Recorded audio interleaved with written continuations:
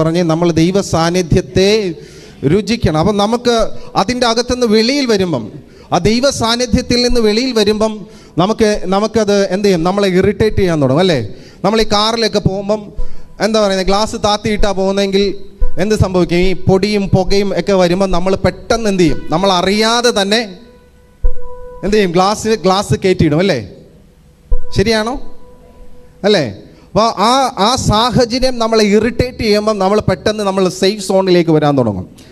അപ്പം നമ്മുടെ ജീവിതത്തിൽ ഒരു ഇറിറ്റേറ്റഡ് ആയിട്ടുള്ള അല്ലെങ്കിൽ ലോകപരമായ വിഷയങ്ങൾ നമ്മുടെ ജീവിതത്തിലേക്ക് വരാൻ തുടങ്ങുമ്പോൾ നമ്മൾ എന്ത് ചെയ്യണമെന്നറിയാമോ, ആ സേഫ് സോണിലേക്ക് കയറണം.